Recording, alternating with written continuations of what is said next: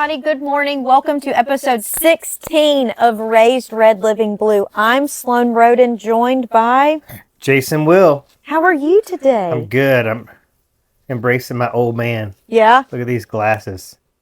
Are they sweet? Okay, for those of y'all on audio version, they're the ones that are magnetized. They click. And they click at the bridge of the nose. Yeah. The only thing about these is that these are designed, I think, to hang right here at the end of your nose. Oh, so you can look down upon the people. So, all right. Well, episode 16. Are you surprised that we're here? We're still doing this? I love it. I'm proud of both of us and our commitment to the pod, to democracy, but also to each other. Oh, a commitment to democracy. Mm-hmm. Yeah, I think I'm feeling some gratitude this week because, and also some disdain. Okay, so gratitude because I feel like kind of the natural organic of things, the force to the middle is happening. I mean, people are waking up. Not enough people are waking up as fast as I'd like them to. Right. And then I just feel like the Democrats are totally shitting the bed on their response to this. I mean, the latest with the first was the presidential address. Well, right. I mean, leading up to the presidential address. But that was like the first, I mean, so many millions of Americans were watching. Yep. It was really, really bad. Al Green, he's the guy that I was annoyed with the impeach Trump. So before he was waving his cane at Trump at the State of the Union address, he was calling for his impeachment on the House floor. And then now we're dealing with their response to the government shutdown, which I don't agree with. So I wanted just to I really feel like I am best suited to run the DNC, the Democratic National Committee, and I think they need to fire this turd. This brand new turd? Yeah, this brand new turd's got to go. I don't know anything about him. They need to bring me up to Washington so I can help these sumbitches out. But there's really a lot to be said for the coordinated messaging of the Republican Party, and I've been saying on here, or I feel like I've been trying to say on here for weeks, that they are giving us the playbook. So we just need to study what they're doing. And I can expand on that if you'd like. Gotcha. What about you? What's going on with you? Sunday was my birthday. Happy birthday. Thank you. It was great. I think, I have a gripe and you're not going to like it. Oh, shit.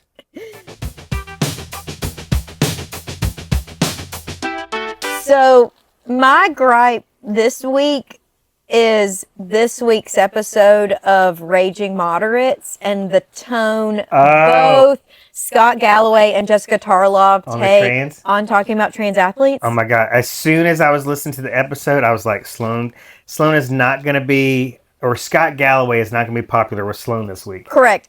And I will say, tell me if I'm wrong, but part of me was like, this sounds very much like what Jason thinks. And I feel like Scott Galloway is co-signing everything you think. So that you're like, I'm right to feel this way? I totally agree. I totally was in total agreement with that podcast. I know. And you've said the same things here. And I was hopeful that it would sway you some. Did not. I recognize this is becoming a huge national issue for both sides that affects such a small percentage of the population. My stance still is, no matter who you are and how small the population is, those individuals deserve all the same rights. Also, my specific gripe on it is these are two straight, white, very privileged people talking about this issue. They don't seem to be coming from a place of curiosity to understand what trans people or people in the queer community go through. And it seemed very like, this is too small, Democrats, you just need to roll over. And I'm like, but these people still deserve protections. It felt very white privilege. That was the tone I got. Yeah. And I will say, I'm going to continue to listen. These are times where we need to listen to people, even when we disagree with, but it seemed very white privilege, short-sighted. I just think it's a hard stop. I mean, this is not an argument that is ever going to be won. I love the fact that Scott was talking about how, like, volleyball injuries, because they were referencing the young woman they pointed out during the State of the Union who, had her face messed up because she was a athlete that was born a man, spiked a ball and hit her in the face. Mm-hmm. But there's more. Okay, we got to talk about it. We got to use inclusive language. But she was assigned male at birth. You can't be born a man. You say the word man, and I think of you. Like, nobody comes out of the womb looking like you. They're assigned male at birth. See, this is the thing. I mean, you're not going to be able to nuance your way through this argument ever. It's just too divisive, and we've got so much more fish to fry. I mean, you think about, they're rolling back all these the EPA policies in the name of economics. So, I mean, everything, the air we breathe, the water we drink is all about to get more polluted, and none of that's going to get better if the Democrats die on the trans hill, I feel like.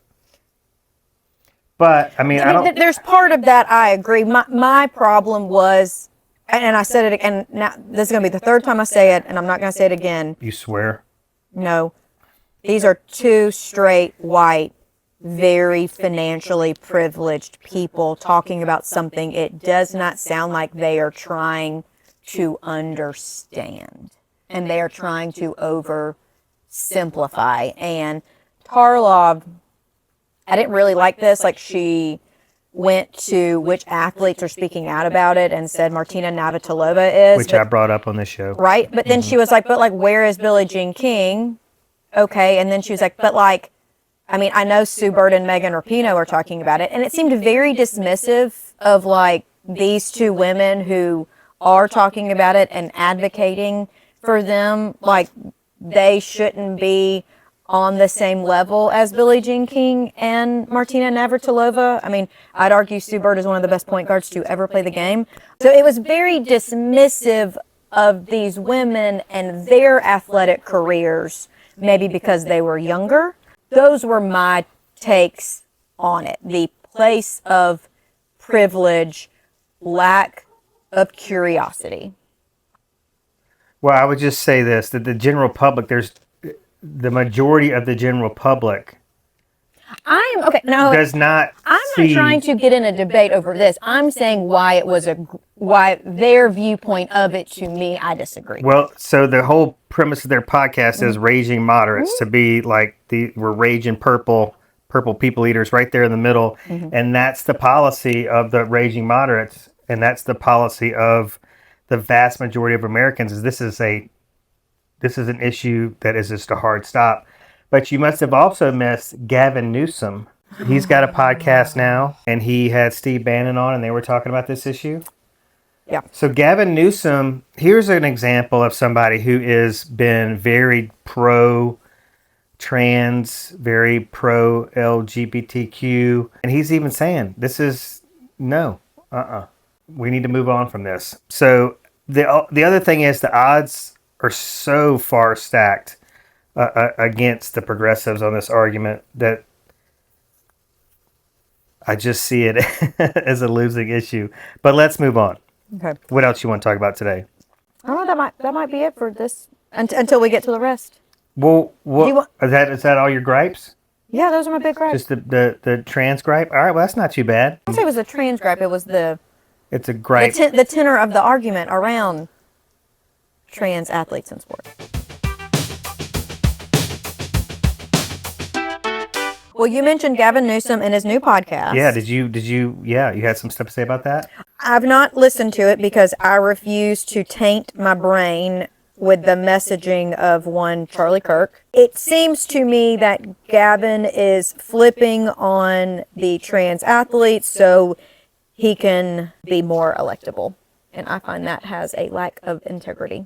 I don't necessarily disagree. And I think that's exactly what he's doing. I mean, he's getting some talking points on the record for 2028, and he's going to be a strong candidate. Mayor Pete is Positioning himself for a run in 2028. That's interesting and probably something to be celebrated with civil rights, gay rights. I mean, people, I just see things like on social media, like pry this wedding ring off my finger, my cold dead hand, Yeah. So did I send that to you? Yeah, I know I posted it. Yeah. By the way, I got a message for the Republicans and the justices of the United States Supreme Court. You can pry this wedding band from my cold, dead, gay hand. Yeah. You can pry this like gay wedding band off my cold dead hand. We need somebody from the party to rise up and be this leader. I mean, these are in times of crisis, leaders tend to emerge from the flames. I think we need them on both sides, and I think the Democrats and the Republicans should be like caucusing together. The ones that are disgruntled, maybe with both sides of their party, or the ones that are at least can find common ground on the issues that they feel like, or Trump's policy issues that they feel like are damaging the country. There's this opportunity for unity here that I think we're really, really missing out on. I mean, we're not gonna get this Kennedy guy from Louisiana, this congressman from Louisiana. We're not going to get him into the caucus. I've got that guy. So can I read a little quote from him real quick, since you hate him? Sure. You got to say it in his voice. I don't know. I mean, I don't know if I can talk as redneck as him. We need to stay as calm as a Hindu cow and go about our work and get our bills passed and let the Democrats be the Democrats. So far, it's working. You never interfere with your opponent when he's kicking his own ass. There's the playbook right there. He's giving you the playbook. Let the Republicans be the Republicans. Let them be greedy, racist, homophobic, selfish, misogynistic bastards. Throw us into a recession. I mean, look what's happening. Yeah, let this recession, bring it on, and let the fall of Elon Musk continue. The two things, as of right now, Newsom only has 2 episodes out. Yeah. And I've seen people argue, well, he's trying to come, we all say that we need to come to the middle and talk to people across the aisle. But I'm like, don't give light and airspace to people like Charlie Kirk, who is controversial, spews conspiracies, is all he's about is the theatrics. Like, talk to like somebody on the right who lives in facts and truth, because Charlie Kirk does not, and he does not need any more help. Well, I kind of hate like even saying his name here because I despise what he stands for so much. I need to listen to both of these episodes and come prepared next week, because I have just seen the sound bites. Same. And the only argument I would make for what he's doing is that the people he's having on have massive followings within this cult. And there's no other way to describe it. I mean, with every day that passes, the MAGA base that is still like, I mean, you see this stuff on your newsfeed, it's like, y'all just don't know. I mean, this is the art of the deal. This guy's a genius. Y'all need to give him time to work, because he knows exactly what he's doing. He's about to school all y'all. He's schooling everybody. There's no other explanation besides a cult mindset there. Right. So he's trying to reach out. If he can reach those people in the cult and just show them, hey, we're not so different. We all are going to feel the impact of what's happening collectively. And the problem I would have is that if he has these people on, because Steve Bannon, he's defrauded people. He defrauded people out of $15 million for, that they thought they were donating to build the wall. He's done so many bad things. Yeah, like both of these guys aren't good guys that have different policies. Like, they're bad guys who are just bad guys. That's my issue. Yeah. So if you have them on and you don't say, hey, I mean, you still believe that, Trump won 2020? I mean, I would have a problem with that. But I want to just explain to everybody what I think the thought process is because they're doing exactly what I'm advising more or all Democrats to do, because all you have to do is look at the Democrats that did well in 2028. Those Democrats ran Republican style candidacies. Yes, I believe so. They did very, very well. They appealed to voters on both sides of the aisle, and they did well. I have 2 points to that. Yeah. One, the road to hell is paved with good intentions. I see the intent. I don't like who they chose. Well, so Joe Rogan has Trump on, and it's a good example, but also a bad example because Joe Rogan is not a left-leaning, he's not left of center personality, but he's extremely also popular. someone who lives outside of the realms of reality. Of truth. Yeah, exactly. I've got a lot of problems with Joe Rogan, which started with the pandemic. But they're taking a play out of his playbook because the whole thing with podcasting is and this is going to sound crazy, but there's no fact checking, or it's just a conversation. It's not meant to be combative. It's just meant to have a conversation and really let the guest feel so comfortable that, number one, they want to come on. And number two, they're just going to feel like they can speak freely without being attacked. And so that's the whole thing. He's taking a play out of the Republican playbook. We will see if it works. But when you have a platform that big and you say, you don't preface things like they are opinion and you position them like they're truth, people believe they're truthful, just like Fox News has done. And this is interesting. At my birthday dinner on Saturday night, my parents said this, and they said everything after 6 p.m. is opinion. Everything after 6 p.m. is opinion. Now, some people report on that differently. I would argue Rachel Maddow's reporting style has more aspects of truth in it than, maybe somebody at Fox. But now I'm trying to look at that from the lens of everything after 6 p.m. is opinion. And we are taking all of that as an absolute. And maybe all of us as a society need to come to everything with skepticism. I absolutely love that. And I think it perfectly describes the vortex that I got sucked into in this past election cycle, where I was listening to those opinions. Yeah.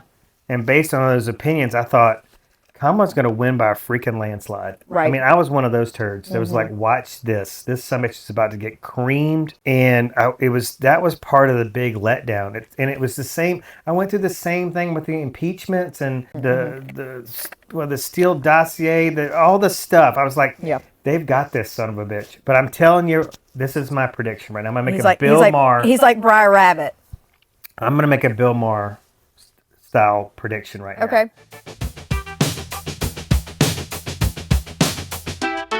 He's sealing his fate. The luck is running out. Your mouth to God's ears. I'm telling you, it's just wait and see. There will be obviously some. I mean, when Hitler died, people cried. I'm sure. There was Germans that cried. There was some people around the world that just cried. So there's going to be some tears and some MAGA beers. But I'm telling you, the vast majority, we're stomping out this MAGA. I mean, luck can only last so long. I mean, you cannot be this incredibly lucky forever, can you? I mean, if so, then this is proof there is no God. I mean, Jesus, Mary, and Joseph. That's my prediction. Okay. The fall of MAGA is upon us. If the Democrats don't freaking screw it up, which I feel like it is the hottest mess. Here's the other thing needs to happen, is that Chuck Schumer needs to go. Oh, okay. Go away. You're not good for the party. You never have been. Get the hell out. Do you want to get on the Senate vote now or after a break? It's 10:30. Let's take a break. Okay, let's take a break and we'll be right back.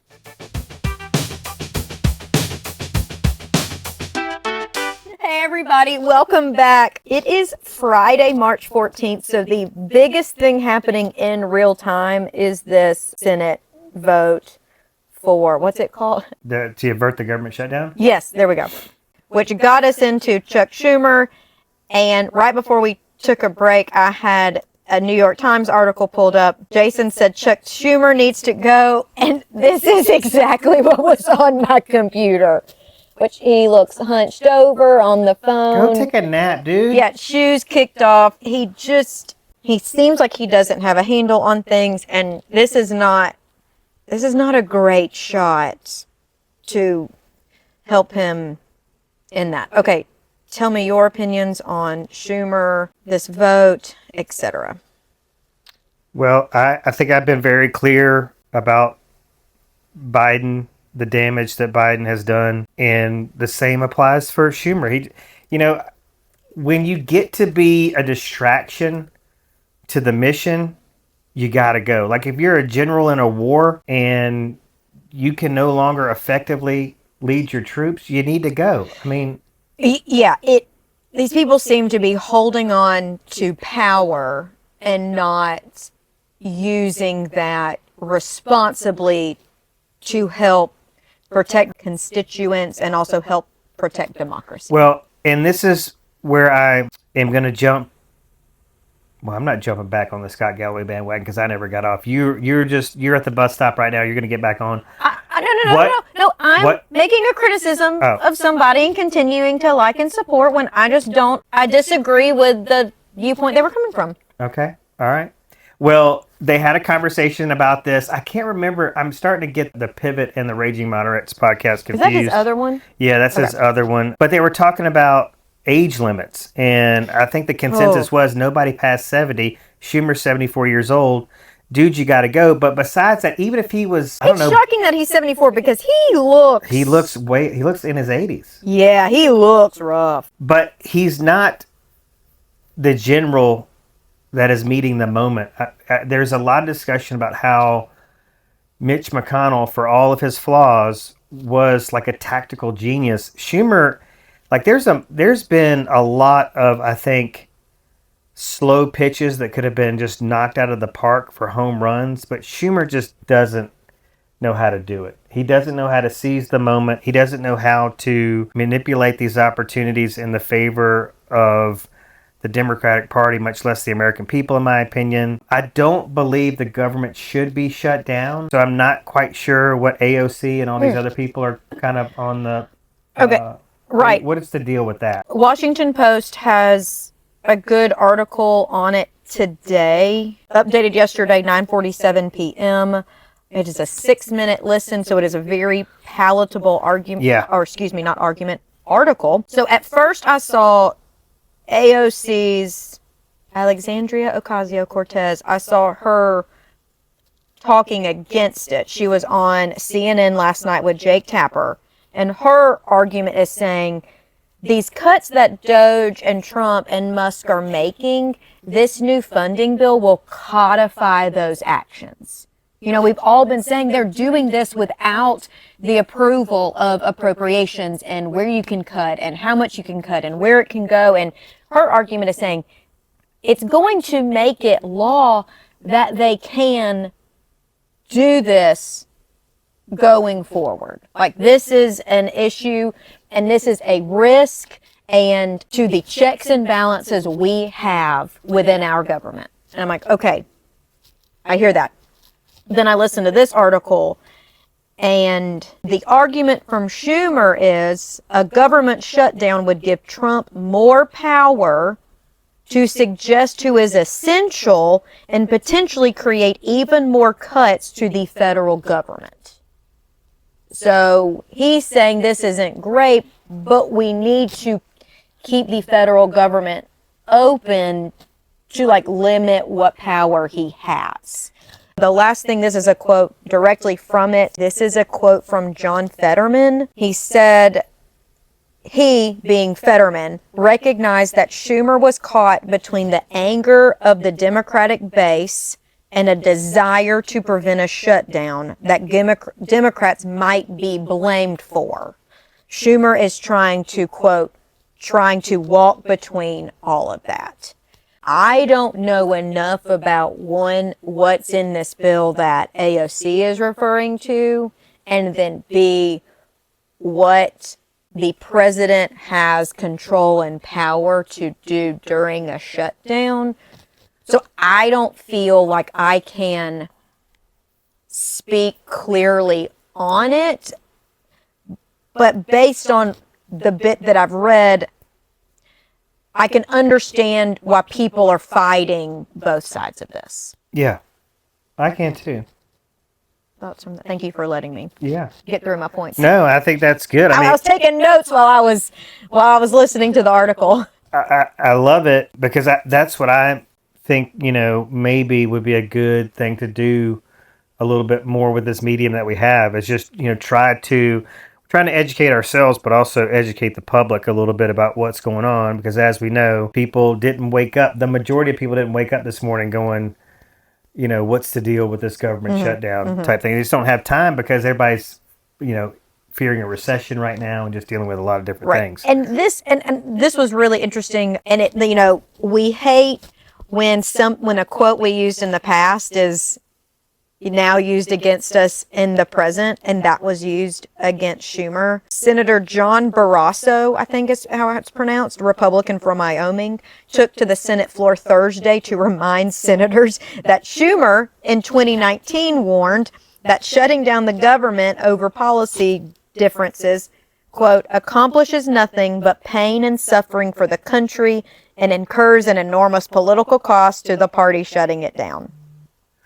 And, it's like, oh, that's a great argument to use when we're the ones trying to pass a bill. And, God, it sucks when your words are used against you when the tables... What is it Michael Scott says? Oh, how the turntables turn. I mean, there's so much of that on the Republican side, too, that they just don't seem to ever own. My curiosity is around, I think Schumer had some leverage here.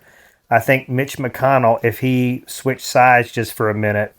If Schumer was able to pick up the phone and call Mitch McConnell and go, hey, dude, if you were on my side, what would you do here? And get an honest answer. Right. I don't know what, his mental capacity is these days, but if for some reason there could be an honest transfer of knowledge, I think what we would discover is that Schumer had some opportunities here. He had some leverage. There were some cards left to play before what is being looked at as a total surrender. But is Fetterman, what you're saying is that Fetterman supports Schumer, or just says there was no really way to win here?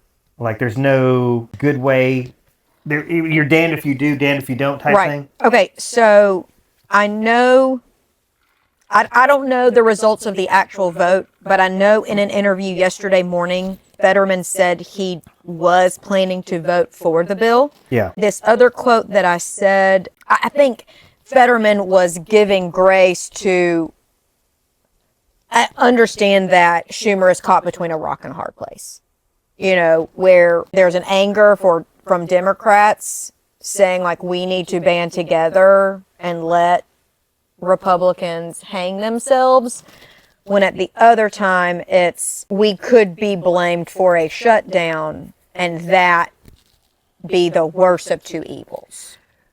Like then we're not only in the losing party, we're now blamed for doing something, and we don't have great PR right now anyway. I just don't think there's any way. I mean, when it gets to a point where whether you're making the right decision or the wrong decision, and you're just demonized, I mean, I just feel like that's a clear sign it's time to go. When you're just your name, your face is enough of a distraction or deterrent for people just to not like you. But again, I mean, I could criticize Hakeem Jeffries because, he specifically told the Democrats under his leadership to stand freaking down during the presidential address, and they didn't. And so you just got to look at the Republicans, for the most part, I would say the vast majority, when their leadership says, don't do this, they don't. When their leadership says, hey, when you go on Fox News or CNN or Newsmax or whatever, this is the talking point. They stick to it. Yeah. And this is the problem with the Democratic Party. That's why, I just keep hoping and praying for somebody to emerge as a very outspoken, but really attention-grabbing leader that inspires people. Yep. Real quick on this note, a few other things from this Washington Post article, and I kind of hit on it, but here's like the meat, directly from the article. Other Democrats fear that a government shutdown would empower Trump and Musk to make further cuts by giving Trump the power to determine which employees are essential and must keep working during a shutdown and which are non-essential. I mean, they're already like slashing, so like there could be even more slashes. Schumer warned his caucus that there would be no off-ramp for Democrats if they allowed the government to shut down, giving Republicans control of both chambers of Congress. Given Republicans control both chambers of Congress. He also said that the closure could drag on for months and months. I think they would use the shutdown to decimate the federal government, Schumer said of Republicans. I don't disagree with that at all. I don't know how AOC would overcome that argument. But I just do think, for the record, that there was some cards left to play before he folded. Maybe. That's my... No one to fold him, no one to hold him. That's my stance. No one to hold him, no one to fold him. And that's what Mitch McConnell is, I think, historically known what to do. I mean, he knows how to use the leverage he has when he's in a minority party or majority to get the best outcome for his party possible. And Schumer doesn't know how to do that. But it's always... it's not like the Republicans don't have infighting going on because there's all these different factions and things that are happening. But a lot of their... Is it because we don't hear about it? Or is it because I'm so outside of it that I'm not paying attention to their infighting? No, I think a lot of their infighting happens behind closed doors. And I think a lot of the Democratic Party's infighting rises, bubbles up to the surface. Okay. And it's just unorganized. What the Republicans are creating right now is chaos, but it's organized chaos. And I think that can be interpreted as stability by some people. But it's all over the place. If the Democrats had a unified message, a unified response. It goes back to that big tent theory, which is, I don't know if it's unsustainable or hard to sustain. And I think in 20 we had the common enemy of Trump, and COVID and Black Lives Matter. We had three big things, like they have their three big things. And the factions this go around in 24 definitely broke apart. And I think the biggest one, it was the war in Gaza. And, large Muslim populations voting for Trump or a third-party candidate because they didn't feel Kamala was in support of Gaza. And I don't know if that would have made a difference, but that's an example of a subgroup that typically is within the Democratic Party that went elsewhere this go around. You could also say the labor force and the unions. I remember in 20, my dad was saying how when Biden was endorsed, I think by the three biggest labor unions in the country, that was a huge play for us. Yeah. I didn't really hear anything about it, but for sure we felt like blue collar and middle class workers were not with us this go around. And that's the Republicans have these things and we're everything else, and we can see sometimes when we become very targeted, we're aligned, but then it's almost like when we're in power, we disperse, and then when we're out of power, we find our targets again. I don't know. I think the American people are all the polling, all the data suggests that people are unhappy, but I think they look at they're unhappy with the right side of the aisle, but then they look at the left side and go, well, it's a freaking hot mess over here, but we can't go back to that. Look at these turds holding up the signs and waving the canes and, just being dumb. So, it's such a missed opportunity. I do agree that we're going to get to this result that But I'm how is- seeking, but it's not going as seamlessly as it could if they had their shit together. Okay, we have been talking about Democrats who need to rise to the top, who are doing good things. Yeah. And I have Who you got? I have discovered one. I might not have a Republican hero of the week, but this week I have do. I do. So you do Democratic Okay, hero. I'm gonna do my Democrat hero of the week. Yeah. Cream rising to the top.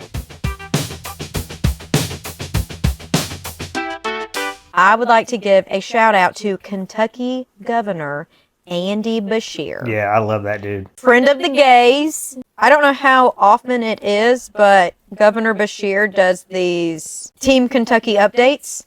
Yeah. So it seems like he is like on YouTube, like, getting in front of the people and, what's he doing and what we're fighting for. He came out, there was a New York Times article, Andy Beshear slams Gavin Newsom for having Steve Bannon on the podcast. Beshear slams bill on conversion therapy and Medicaid trans health care. He says that conversion therapy is, quote, equivalent of torture. Love that stance. And then there was a statewide fairness rally held in the Kentucky State Capitol. I'm here because in this role, I made a pledge to fight for every single Kentuckian every single day.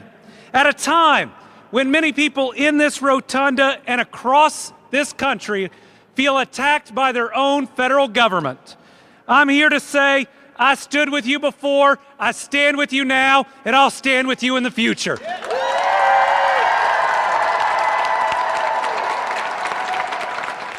You are citizens of this great Commonwealth. You are proud and worthy Americans. And each and every person here is a child of God who deserves respect and not discrimination. You deserve protection and not persecution. Kentucky and the rest of the United States cannot possibly reach its full potential unless our people feel supported to be themselves. Discrimination against our LGBTQ plus community is unacceptable. It holds us back, and in my Kentucky accent, it ain't right. It's not about Democrat or Republican. It's not about politics at all for me. It's living my faith that says every child is a child of God, deserving of dignity and respect.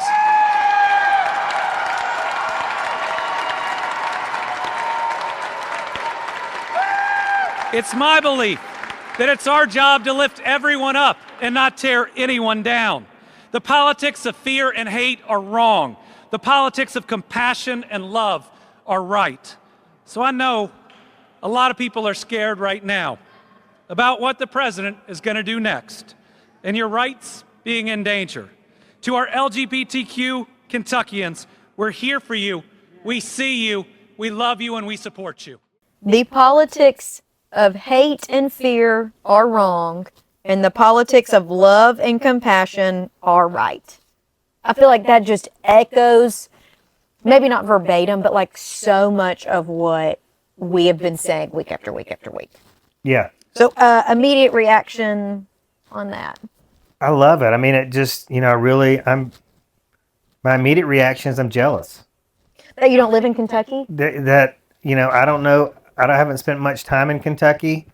Enjoy the whiskey, but I just, I don't know. But yes, like in this moment, I'm like, wow, what must that be like to have a leader like that? I know like in our industry, I've felt that throughout my real estate career. I've been drawn to work with or for companies that have, I feel like strong leaders, and it's just so magnetic, so powerful. What would it take for us to get somebody like that? In Alabama, and what it will take will be a Lindenberg size crash of the economy, which it seems like we're on that trajectory. Yeah. But also, I would just say economy and environment. I mean, I'm just really scared. My 18-year-old son came in the bedroom last night. I just had CNN on for just a minute, and they were talking about all these EPA rollbacks, and he was like, he just didn't understand. I mean, he just came in and overheard a couple little sound bites. And he's like, why would they want to do that? You know, forget climate change. Yeah. Yeah. This has been my argument with people that are like, climate change is not real, or, you know, and really what that comes from is that God gave us dominion over the earth. The people that are on this bandwagon are like, hey, it doesn't matter. Drill, baby, drill, because if that kills the planet, that means Jesus is going to come faster. I mean, you guys realize that's the argument here. That's the basis of where they're at. But I'm like, okay. Seems like a lot of justification to me. But these people have kids and grandkids. I want my kids and grandkids to be able to eat fish out of the water. I want to take them fishing and let us be able to eat the fish and not have to throw them back because they're going to give us fucking cancer. Right. Yes. So I don't understand. Yeah. I don't understand. He doesn't understand either. All right, is it my turn? And like, how can we not protect this world that God, if this is what you believe, that God created? I mean, here's where we're at. We're headed to a place where the water is less clean, the air is less clean. Really, I feel like we're less safe, whether that's flying in an airplane or going to another country. I mean, are we gonna see? I mean, I really feel like, you know, Trump keeps saying that Zelensky's bringing us to World War III, but I really feel like Trump is. 100%. But I'm worried about Americans traveling abroad and being, you know, maybe it's something as simple as having something hurled at them that hits them in the head. I don't know. But I feel like he's making it less safe for us. And we have been kind of the force, even though we do a lot of bad shit. The government, U.S. government, has got a lot of blood on its hands. But no country or democracy is perfect. And we have at least had a commitment to, you know, making sure people don't die of hunger or persecuted because of their religious beliefs. And all that's just disintegrating before our very eyes. Well, and when your country was founded and established based on the ideals of imperialism, like, of course there's going to be blood on their hands. So like our nation started with a bloody history. We have to understand that. We have to learn about it, and we need to know about it. You know, what are the consequences of imperialism and colonialism? But that doesn't mean we can't do good things like USAID and NIH, which helps other countries. And I think it was Scott Galloway. I don't know if it was this week or last week, but it's like or it was this podcast, but it's like when other countries like have industry and have jobs and have healthcare and food, like that helps everybody. It's the idea of all ships rise with the tide. And even though we want to the royal we spout this isolationism, that's not how the world works. Like, we were dependent on other economies from the very inception of this country, and even when we were colonies. So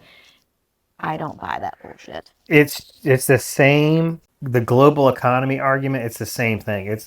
We're a global society in a lot of ways. Has been for centuries. And it's being proven right now. I've heard some commentators in the middle, left-leaning, that say it's not fair for Trump to be judged on his, like, day one. This is all the stuff's going to happen day one. I mean, I guess their argument is that's just a talking point. I mean, it's just banter. It was never rooted in a basis of fact, but I do feel like it's interpreted as such. Yeah. And, you know, there's a lot of people that have been waking up, like literally getting woke and going, holy shit, this son of a bitch. I mean, it's not a light switch you can turn on and off. Right. But there's people that are saying, oh, Trump, now they're saying, let's give him time. Yep. He just needs time.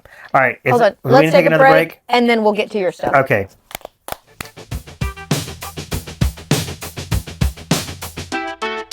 All right. So my Republican hero of the week. Republican hero of the week is from Alabama. Ooh, Rob Tide. Mo Brooks, MAGA Mo Brooks. Oh, wow. Oh, MAGA Mo. wow. All right, so let me give the audience some Please. context here to work with. MAGA Mo is a self-described MAGA fraud. Okay?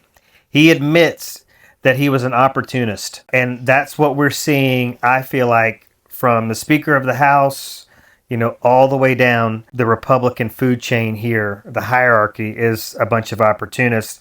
I mean, most notably, I got on the MAGA bandwagon to further my career. Yes. Okay, I just want to make sure I followed. He was a one-time loyalist who echoed Trump's baseless lie that the 2020 election was stolen.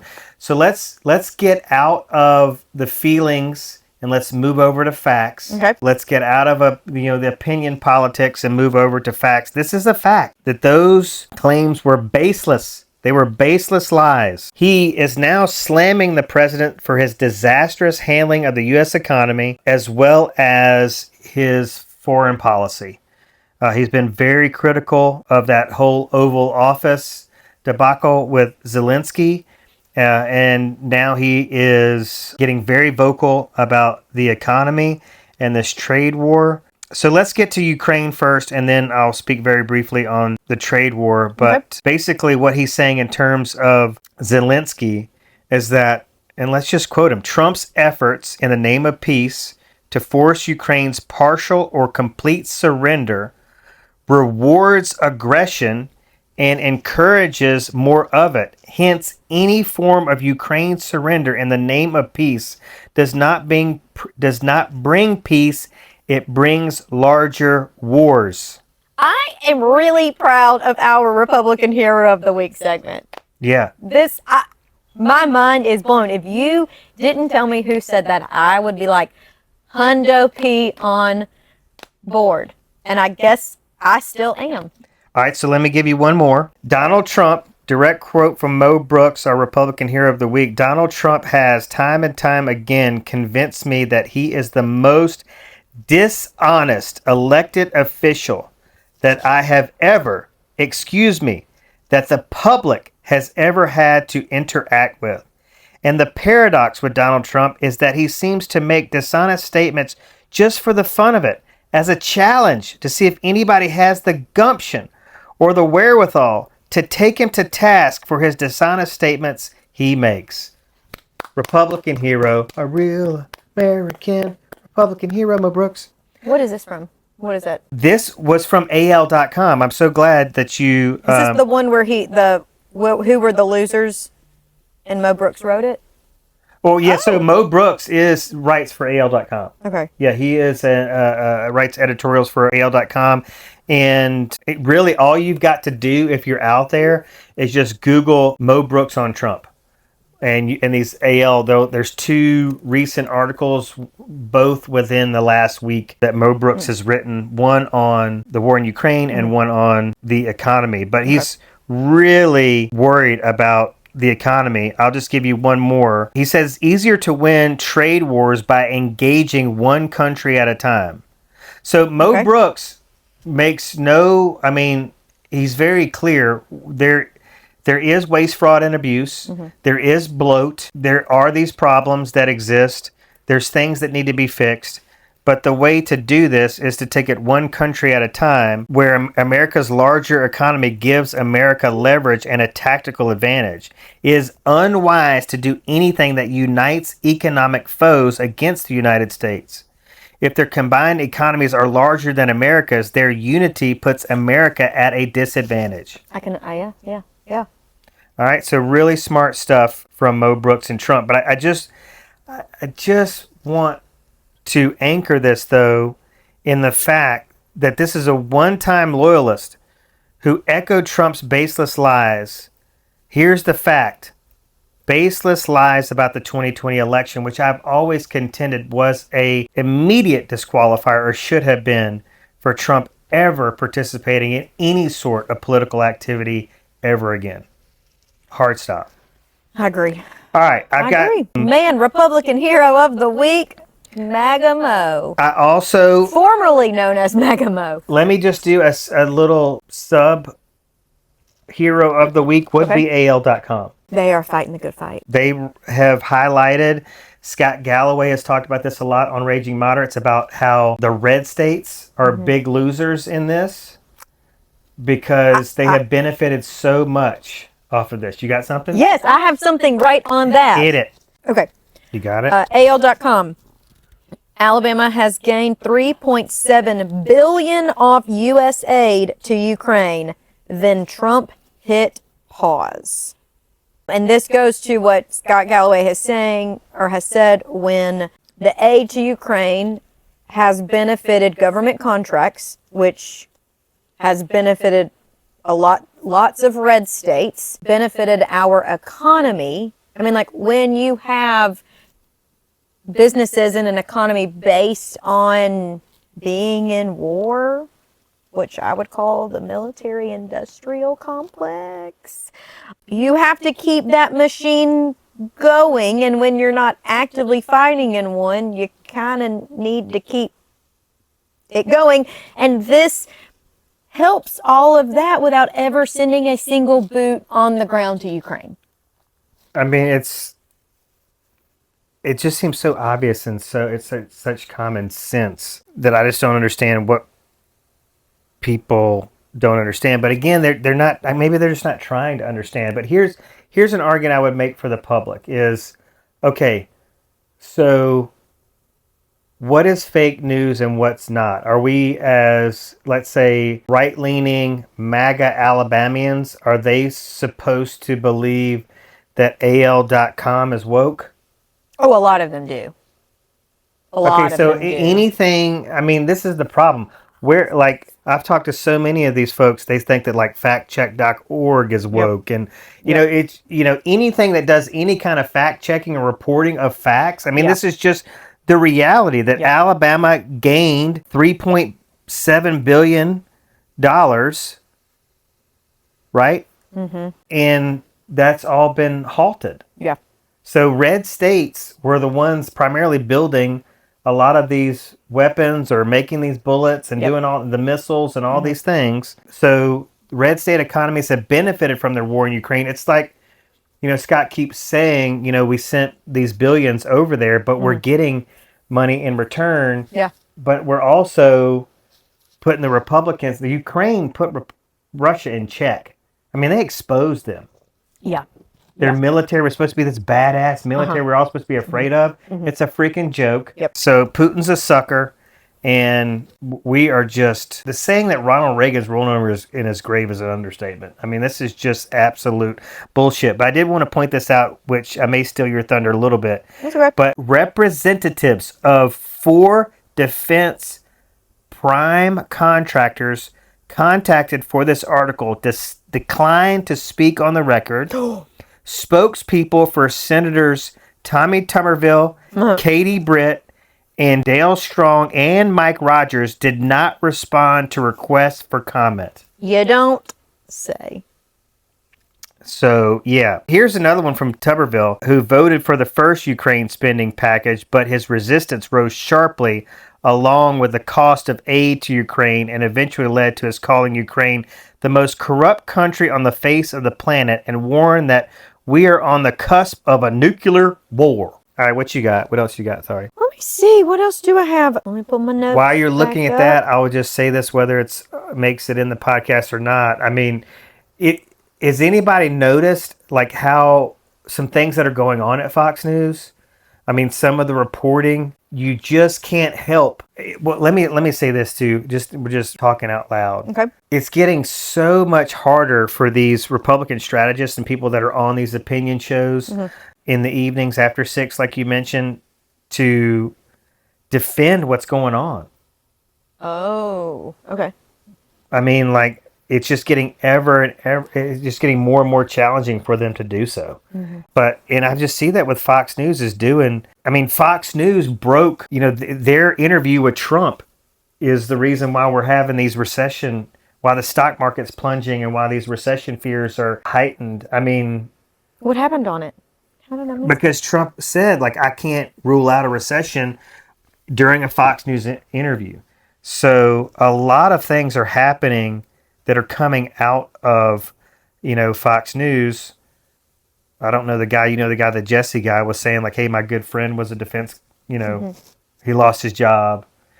So there's some things happening that I'm seeing from watching both sides of the spectrum. I don't get into Newsmax and all that, but I do want to slam Newsmax before we go, if we have time. Yeah. I have one just more article, but please slam Newsmax. All right, I'll slam Newsmax and then you close us out. Okay. So, I guess, and this strengthens your argument, or was it your dad's argument about opinion? Yeah. Politics after 6? Yeah. Newsmax, I don't know if you guys saw this, but Newsmax, it's a pro-Trump cable channel. They agreed to pay $40 million to settle Smartmatic's 2020 election defamation lawsuit. Election defamation. The payment is less than what Smartmatic hoped to win at trial, and it's far less than the whopping $787 million that Fox News paid in 2023 to settle a similar case with Dominion Voting Systems. Okay, that's the case that I've referenced many times in this podcast about the Rupert Murdoch admitting that Fox News is really fake news. Yep. A lot of what they report is just to incite the base. Yeah, it's for entertainment and to rattle everybody's cages. The two voting companies sued several right-wing networks and pro-Trump figures after they falsely accused the companies of rigging the 2020 election against Trump. And that's my closing argument. Drop the mic. Yeah. All right. What do you got? Okay, from Forbes, Target loses web traffic as Costco gains on February 28th economic blackout day. Okay, key facts. On blackout day, Target website visitors dropped by 9% compared to February 14th. Target app users, representing the most loyal of the Target customers, was off even more, down 14%. By comparison, Costco experienced a 22% rise in February 28th web traffic. Costco app visitors rose 3%. On blackout day, the nation's number one retailer, Walmart, experienced a 5% slump in web traffic. And however, Amazon app traffic rose 1%, while Walmart's dropped 2%. I like this coming from Forbes since it's like money. It probably gives us like the best data for this. I'm really excited to see the power of the people coming together to spark change. CEOs and companies, the only language they speak is their bottom line. Their fiduciary is not to their employees or to the consumers. Their fiduciary is to their stockholders, which then turns into their bottom line. So they're not going to take care of us. And if the federal government is not going to put checks and balances, and just let this free market capitalist system take reign, we also have power collectively to spark change. And I'm really, really excited to see this. I'm excited to hear like how many friends of mine, not collusion or anything, but in conversation, like bring up that they are boycotting Target and Amazon and other things. I'm like, oh my gosh, yeah, me too. So I don't feel like alone and crazy. I feel part of a collective. And I didn't plan this, but this brings me to a quote I heard this week that I think will make the best closing statement. This is a quote by Margaret Mead. Never doubt that a small group of thoughtful, committed citizens can change the world. Indeed, it's the only thing that ever has. Love it. Thoughts for today? What do you hope to see in the future? What are you looking forward to? Any positivity leaving the basement today? Something just kind of hit me when you said Me Too.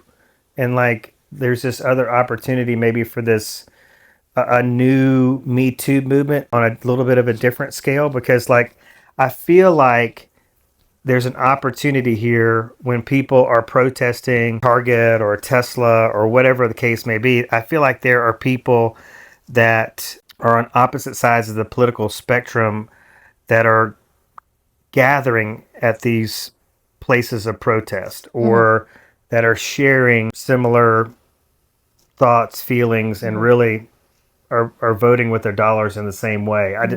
There's the opportunity that I think really exists here is that people, you see these right bias, left bias news channels reporting on the same things. I mean, you just see some common ground really starting to form here. And then the other thing is that, just reminding that we do, like, this, the power of the people. I mean, The power of the people. People feel so powerless, but there is power there. But the power is in the unity. And like the unity is happening. And I mean, there are figures to show that it is taking effect. And it gives me hope and change. It gives me hope that like what we're doing is working. And while it can be hard and a little disruptive, this makes me feel good about like continuing this fight. The Montgomery bus boycott took 18 months to enact change. We are, just a few weeks into this. That's the crazy thing. Yeah. Is that, it's, what is it, March what? 14th. It's March 14th. It's the Ides of March. Is it? I know it's Pi Day. I mean, we're just getting started with this term. Yeah. The Ides of March is tomorrow. Today is Pi Day. All right. Anything party? I would like to tell everybody to go to jasonwill.com right now and find a house you want to buy. That would really be great for me. What about you? What specifically? Any markets? Any targets? Any niches? Anything you want to say about Smith Lake? Yeah. Well, I mean, I'm continuing to make progress on the lake. My business is continuing to make progress on the lake with the support of rents and all the content we're putting out. And it is the cleanest lake in Alabama, and it's the third cleanest in the nation. And it's a great lifestyle, and I'd love to introduce you to it. And a very quick and easy drive from Birmingham. Yeah, very quick and very easy. Yeah. If y'all are looking to buy or sell in the Birmingham area, you can visit me at sloan.kw.com. Love it. I will just say this, that real quick, that a new record was set on Smith Lake recently with a $4.3 million sale. The prior record was $3.6 million. That is a big jump. But I would say this, speaking to real estate agents out there, that $4.3 million sale came out of my neighborhood with people I don't know and I don't have a relationship with. That had I had a relationship with, they did not have a personal, from my understanding, they did not have a personal relationship with the real estate agents that handled the transaction. One real estate company handled both buyer and seller, but that buyer, the buyer that set the record, the current record for the most expensive closing on Smith Lake came out of Hoover, Alabama. Wow. More specifically, Rossbridge, the community I live in. I've never met the people. Shame on me. So just, Yeah. I was on the phone with Diana this morning. We're working a few buyers She say together anything about me, like right now. anything about. And she was saying that over the last 6 weeks, we have seen consistent drops in interest rates. Which is not a win for Trump. Right. MAGA morons. Yeah. And so we are trying, working and helping people get from indecision to, I guess, decision, and what does that look like? And if interest rates were too high for you previously, now might be the time. Units are still down, prices are still going up, but days on market are increasing a little bit. So that gives a lot of opportunity. People are getting contingent on sale offers accepted. Yeah. They're getting inspection contingency offers accepted. So while the interest rate isn't great, there are other benefits to being a buyer in today's market. Yeah. Well, I just want to clarify my point. It's that I think that interest rates are responding to the economic policy chaos of the Trump administration. He's not flipping a switch and making them go down. Correct. Just want to Yes, clarify that. Okay, y'all. Well, have a great weekend. Thank y'all so much for tuning in. I know I'm loving this journey. Thank y'all for learning and growing with us. You can find us where you love podcasts. We are on Spotify, Apple Podcasts. Video versions are on YouTube. Please connect with us socially on TikTok. 700 subscribers. 700, I think, likes on TikTok. Whatever that Followers means. on TikTok. You guys on TikTok and Instagram. Y'all be good. Be safe. Keep up the fight. And we will see y'all next week.